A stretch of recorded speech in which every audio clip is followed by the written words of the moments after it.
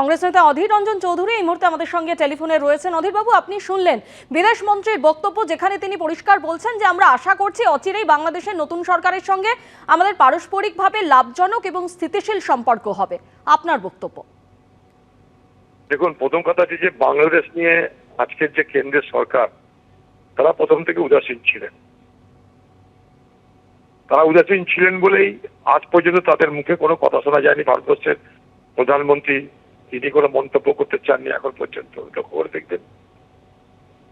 কারণ বাংলাদেশটাকে বাংলাদেশের ঘটনাটা এই সরকারের কাছে সেই গুরুত্ব পায়নি প্রথম দিন থেকে। তারই পরিণামে আজকে এত বড় ক্ষত তৈরি হয়েছে। আমি জয়শঙ্করকে বলবো যে আপনি যে কখনো কথা বলেছেন, আপনার সেক্রেটারি গেছে, সরকারিভাবে আপনারা কি কথা বলেছেন? এক। 2 নম্বর, এত বিলম্ব কেন? আপনি ডিপ্লোম্যাটিক ইনিশিয়েটিভ নিতে, অর্থাৎ কূটনৈতিক পদক্ষেপ নিতে আপনার এত বিলম্ব করার প্রয়োজনটা কেন হলো? আমাদের একটা কথা আছে যে speech in time say time.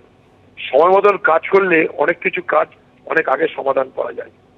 এতদিন পর পার্লামেন্টে যখন আজকে অন্য বিষয় নিয়ে আলোচনা শুরু হচ্ছে, তখন আপনার মনে হলো বিষয়টাকে উত্থাপন করে দিই। তাও আপনি নিজে আপনার ফরেন সেক্রেটারি ব্রিফ থেকে উদ্ধৃত করে বলছেন। কিন্তু সেখানে আপনার ভূমিকা কি বিদেশ মন্ত্রী হিসাবে? আপনি ইউরোপ নিয়ে বেশি চিন্তা করেন, আপনি ইউক্রেন নিয়ে চিন্তা করেন, আপনি মধ্য এশিয়া নিয়ে চিন্তা করেন। আপনাদের সরকার ইউক্রেনের সমস্যা সমাধান করতে যাচ্ছে, প্যালেস্টাইনের সমস্যা সমাধান করতে যাচ্ছে, G20 সমস্যা সমাধান করার চেষ্টা করছে। যত কিছু বড় বড় করে আপনারা দেখাতে চাইছেন যে ভারতবর্ষ আজ পৃথিবীতে নেতৃত্ব দিচ্ছে। সেই ভারতবর্ষের পাশের প্রতিবেশী, সেই রাষ্ট্রে আগুন জ্বলছে এবং সেই আগুনের আছে এই ভারতবর্ষের ক্ষতির সম্ভাবনা প্রবল থেকে প্রবলতম হচ্ছে। কারণ পাশের রাষ্ট্রে ক্রমশ যে মৌলবাদী শক্তি, তারা যেভাবে তাদের কুৎসিত মাথা প্রদর্শন করছে, কুৎসিত চেহারা প্রদর্শন করছে, কুৎসিত রূপ প্রদর্শন করছে, তাতে অবশ্যই আগামী দিনে এই দেশের নিরাপত্তা নিয়ে সংকট আছে। সেইখানে দাঁড়িয়ে আপনাদের এই ধরনের উইশি ওয়াশি স্টেটমেন্ট, অর্থাৎ হলেও হয় না হলেও হয়, এই ধরনের ললিপপ পাকা মন ভুলানো কতগুলো স্টেটমেন্টের কোনো মূল্য আমাদের কাছে আছে বলে মনে করি না। এতদিন পর আপনার আশার জন্ম হয়েছে আপনার মনে, সেই আশা কবে পূরণ হবে আমাদের জানা নেই। কিন্তু আপনি নিজে থেকে তৎপর বললেন না কেন? সরকার কেন বসে রইল? এতদিন সরকার কেন চুপ করে থাকলো? তা নিয়ে আমাদের প্রশ্ন আছে। ধন্যবাদ আপনাকে।